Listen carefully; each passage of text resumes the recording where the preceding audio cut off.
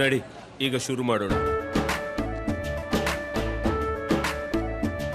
ಕೇಸರಿಯಿಂದ ಮನೋಲ್ಲಾಸ ಮನಸ್ಸು ಮತ್ತೇರಿ ಕುಣಿದಾಡಿದೆ ನೋಡು, ಮನಸ್ಸು ಮತ್ತೇರಿ ಕುಣಿದಾಡಿದೆ ನೋಡು. ಕ್ಷಣ ಕ್ಷಣವೂ ಆಚರಿಸಿ ಕೇಸರಿ ಹಬ್ಬ. ವಿಮಲ್ ಬಾಯಲ್ಲಿ ಹೇಳಿ ಕೇಸರಿ. ನಿಕೇಶ್, ಖಂಡಿತವಾಗ್ಲೂ ಕೂಡ ಇಲ್ಲಿ ಯಾವ್ಯಾವ ಸೆಕ್ಷನ್ಗಳನ್ನು ಹಾಕಲಾಗಿದೆ, ಯಾವಾಗ ಈ ಸೆಕ್ಷನ್ಗಳನ್ನು ಹಾಕಲಾಗಿದೆ ಅನ್ನೋದು ಕೂಡ ಇಲ್ಲಿ ತುಂಬ ಇಂಪಾರ್ಟೆಂಟ್ ಆಗುತ್ತೆ.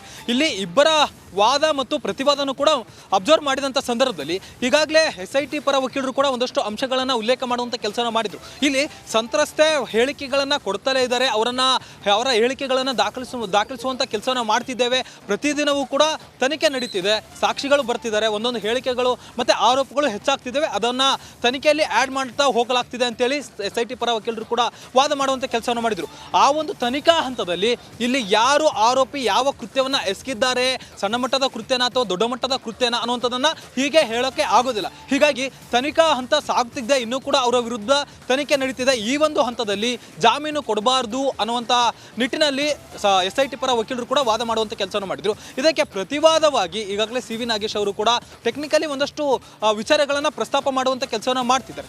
354 ಅಂದರೆ ಇದು ಲೈಂಗಿಕ ದೌರ್ಜನ್ಯ ಮಾತ್ರ ಆರೋಪ. ಇದು ಲೈಂಗಿಕ ದೌರ್ಜನ್ಯ ಆರೋಪ ಏನಿದೆ ಇದು ನಾನ್ ಬೇಲಬಲ್ ಸೆಕ್ಷನ್ ಇರೋದ್ರಿಂದ ಆ ಒಂದು ಸೆಕ್ಷನ್ನ ಆಧಾರದ ಮೇಲೆ ಈ ಒಂದು ಕೇಸ್ನಲ್ಲಿ ರೇವಣ್ಣ ಅವರಿಗೆ ಜಾಮೀನನ್ನು ಕೊಡ್ಬೋದು ಅಂತೇಳಿ CV ನಾಗೇಶ್ ಅವರು ಕೂಡ ವಾದ ಮಾಡುವಂಥ ಕೆಲಸವನ್ನು ಮಾಡ್ತಿದ್ದಾರೆ. ಆದರೆ ಇದಕ್ಕೆ ಪ್ರತಿವಾದವಾಗಿ SIT ಪರ ವಕೀಲರು ಕೂಡ ಈಗಾಗಲೇ ಈ ಒಂದು ಕೇಸ್ನಲ್ಲಿ A2 ಪರ 376 ಇದು ನಾನ್ ಬೇಲಬಲ್ ಸೆಕ್ಷನ್ ಜೊತೆಗೆ ಈಗಾಗಲೇ ಸಂತ್ರಸ್ತೆ ಕೂಡ ಇಬ್ಬರ ಮೇಲೂ ಕೂಡ, ತಂದೆ ಮತ್ತು ಮಗನ ಮೇಲೂ ಕೂಡ ಗಂಭೀರ ಆರೋಪಗಳನ್ನು ಮಾಡಿದ್ದಾರೆ, ಪದೇ ಪದೇ ಕಿರುಕುಳಗಳನ್ನು ಕೊಟ್ಟಿದ್ದಾರೆ ಅಂತೇಳಿ ಅವತ್ತಿನ ದಿನ ಏನೆಲ್ಲ ಹೇಳಿಕೆಗಳನ್ನು ದಾಖಲಾಗಿತ್ತು, ಜೊತೆಗೆ FIR ನಲ್ಲಿ ಪ್ರೈಮರಿಯಾಗಿ ಏನೆಲ್ಲ ವಿಚಾರಗಳಿತ್ತು ಅದನ್ನು ಕೂಡ ಪ್ರಸ್ತಾಪ ಮಾಡುವಂಥ ಕೆಲಸವನ್ನು SIT ಪರ ವಕೀಲರು ಕೂಡ ಮಾಡಿದರು. ಈ ಒಂದು ಪ್ರಕರಣಕ್ಕೆ ಸಂಬಂಧಪಟ್ಟಂತೆ ಒಂದಷ್ಟು ಬೆದರಿಕೆ ಇದೆ, ಜೊತೆಗೆ ಆರೋಪಿತ ಸ್ಥಾನದಲ್ಲಿರುವಂತಹ HD ರೇವಣ್ಣ ಅವರು ಕೂಡ ಪ್ರಭಾವಿಯಾಗಿದ್ದಾರೆ, ಜೊತೆಗೆ ರಾಜಕಾರಣಿ ಸ್ಥಳೀಯ ಮಟ್ಟದಲ್ಲಿ ಸಾಕಷ್ಟು ಪ್ರಭಾವ ಇದೆ. ಹೀಗಾಗಿ ಮುಂದಿನ ದಿನದಲ್ಲಿ ಈ ಒಂದು ಪ್ರಕರಣಕ್ಕೆ ಸಂಬಂಧಪಟ್ಟಂತೆ ಸಾಕ್ಷ್ಯ ನಾಶ ಮಾಡುವಂಥ ಸಾಧ್ಯತೆ ಕೂಡ ಇದೆ.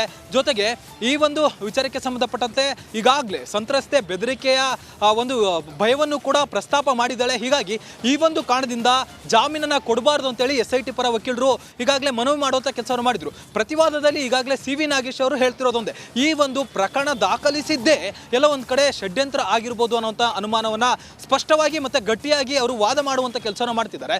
ಯಾಕಂದರೆ 4 ವರ್ಷಗಳ ಹಿಂದೆ ಆಗಿರುವಂಥ ಈ ಒಂದು ಘಟನೆ ವಿಚಾರವಾಗಿ ಈಗ ಯಾಕೆ ಈ ಒಂದು ಘಟನೆ ಹೊರಗಡೆ ಬಂತು, ಇಷ್ಟು 4 ವರ್ಷಗಳ ಕಾಲ ತಮ್ಮ ಕುಟುಂಬಸ್ಥರ ಜೊತೆಗೆ ಶೇರ್ ಈ ವಿಚಾರವನ್ನು ಹೇಳ್ಕೊಂಡಿರಲಿಲ್ಲ ಸಂತ್ರಸ್ತೆ, ಈಗ ಮಾತ್ರ ಯಾಕೆ ಮೂರನೇ ವ್ಯಕ್ತಿಯ ಮೂಲಕ ಹೇಳ್ಕೊಂಡು ಈಗ ಪ್ರಕರಣವನ್ನು ದಾಖಲಿಸಲಾಗಿದೆ, ಅದು ಕೂಡ ಎಲೆಕ್ಷನ್ ಟೈಮ್ನಲ್ಲೇ ಯಾಕೆ ಈ ರೀತಿಯಾದಂತಹ ಒಂದು ಪ್ರಕರಣ ಹೊರಗಡೆ ಬಂತು, ಇದರಿಂದ ಒಂದು ರಾಜಕೀಯ ಉದ್ದೇಶ ಇರ್ಬೋದು. ಹೀಗಾಗಿ ಈ ರಾಜಕೀಯ ಉದ್ದೇಶ ನಾಗೇಶ್ ಅವರು ಹೇಳ್ತಿರುವಂತಹ ಟೆಕ್ನಿಕಲ್ ಫಾಲ್ಟ್ಗಳು ಹಾಗೆ ಈ ಸಮಯ ಇವೆಲ್ಲವೂ ಕೂಡ ಜಾಮೀನು ಕೊಡಬೇಕಾ ಬೇಡವಾ ಅನ್ನೋ ತೀರ್ಮಾನಕ್ಕೆ ನ್ಯಾಯಾಧೀಶರು ಬರೋದ್ರ ಮೇಲೆ ಎಷ್ಟರ ಮಟ್ಟಿಗೆ ಇಂಪ್ಯಾಕ್ಟ್ಫುಲ್ ಆಗಿರುತ್ತೆ ಅಂತ ಹೇಳಿ.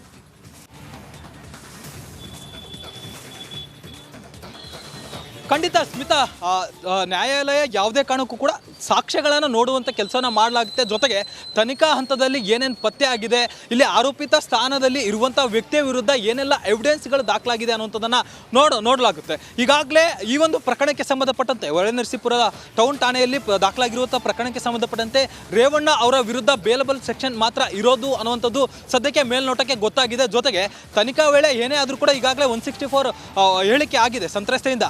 ಆ ಒಂದು ಸಂದರ್ಭದಲ್ಲಿ ಪ್ರಜ್ವಲ್ ರೇವಣ್ಣ ಅವರ ವಿರುದ್ಧ ಮಾತ್ರ ಆಕೆ ಅತ್ಯಾಚಾರದ ಆರೋಪವನ್ನು ಮಾಡಿದ್ದಾಳೆ. ಎಲ್ಲೂ ಕೂಡ ಈವರೆಗೂ ಕೂಡ ನಮಗೆ ಗೊತ್ತಿರೋ ಮಾಹಿತಿ ಪ್ರಕಾರ, ಜೊತೆಗೆ ಈಗಾಗಲೇ SIT ಪರ ವಕೀಲರು ಕೂಡ ರಿವೀಲ್ ಮಾಡಿರುವಂಥ ಮಾಹಿತಿ ಪ್ರಕಾರ ರೇವಣ್ಣ ವಿರುದ್ಧ ನೇರವಾಗಿ ಎಲ್ಲೂ ಕೂಡ ಅತ್ಯಾಚಾರದ ಆರೋಪಗಳು ಕೇಳಿ ಬಂದಿಲ್ಲ. ಜೊತೆಗೆ ಅದಕ್ಕೆ ಸಂಬಂಧಪಟ್ಟಂತೆ ಸೆಕ್ಷನ್ಗಳು ಕೂಡ ನೇರವಾಗಿ ರೇವಣ್ಣ ಅವರ ವಿರುದ್ಧ 376 ಅಂದರೆ ಅತ್ಯಾಚಾರದ ಆರೋಪ ಸೆಕ್ಷನ್ ಕೂಡ ಇಲ್ಲಿ ದಾಖಲಾಗಿಲ್ಲ. ಹೀಗಾಗಿ ಇಲ್ಲಿ 354 ಅಂದರೆ ದೌರ್ಜನ್ಯವನ್ನು ಮಾತ್ರ ಇಲ್ಲಿ ಉಲ್ಲೇಖ ಮಾಡಲಾಗಿದೆ. ಅದಕ್ಕೆ ಸಂಬಂಧಪಟ್ಟಂತೆ ಇದು ಬೇಲಬಲ್ ಸೆಕ್ಷನ್ ಆಗಿರೋದ್ರಿಂದ ಅದಕ್ಕೆ ಸಂಬಂಧಪಟ್ಟಂತೆ ನಮ್ಮ ಕಕ್ಷಿದಾರರಿಗೆ ಬೇಲನ್ನು ನೀಡಬಹುದು ಅನ್ನೋಂಥ ವಾದವನ್ನು CV ನಾಗೇಶ್ ಅವರು ಮಾಡ್ತಿದ್ದಾರೆ. ಅವರ ಕಕ್ಷಿದಾರರು ಅಂದರೆ HD ರೇವಣ್ಣ ಅವರ ವಿರುದ್ಧ ಇಲ್ಲಿ ನಾನ್ ಬೇಲಬಲ್ ಸೆಕ್ಷನ್ಗಳು ಯಾವೂ ಕೂಡ ಇಲ್ಲ. ಹೀಗಾಗಿ ಆ ಒಂದು ಆಧಾರದ ಮೇಲೆ HD ರೇವಣ್ಣ ಅವರಿಗೆ ಜಾಮೀನನ್ನು ಕೊಡ್ಬೋದು ಅಂತೇಳಿ CV ನಾಗೇಶ್ ಅವರು ವಾದ ಮಾಡುವಂಥ ಕೆಲಸವನ್ನು ಮಾಡ್ತಿದ್ದಾರೆ. ಸದ್ಯಕ್ಕೆ ಅದಕ್ಕೆ SIT ಪರ ವಕೀಲರು ಏನಾದರೂ ಆಕ್ಷೇಪಣೆ ಸಲ್ಲಿಸ್ತಾರಾ ಏನೋ ಅನ್ನೋದನ್ನ ಕಾದು ನೋಡಬೇಕಿದೆ. ಸ್ಮಿತಾ. ರೈಟ್ ಧನ್ಯವಾದ ಮಾದೇಶ್ ಮಾಹಿತಿಗಾಗಿ.